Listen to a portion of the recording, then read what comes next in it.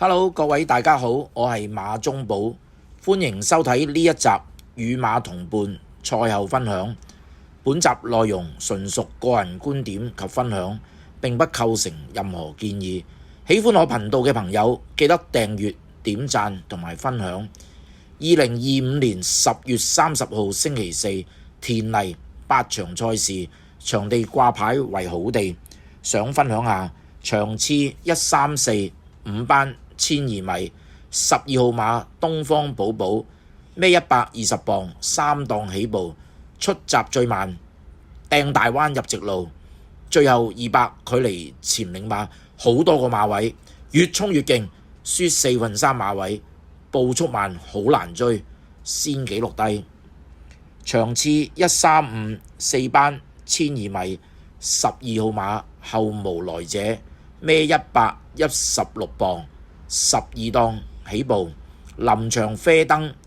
出閘拖落尾而入內難走，脫節包尾入直路，逐步而出，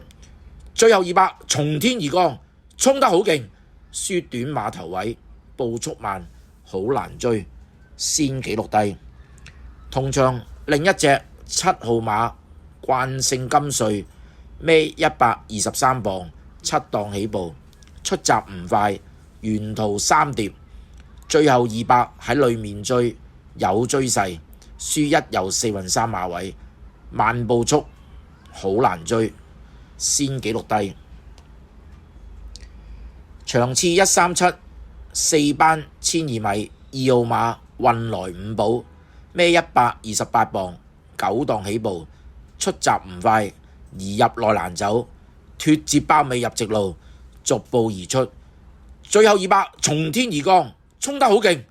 輸頸位，步速慢，好難追，先紀錄低。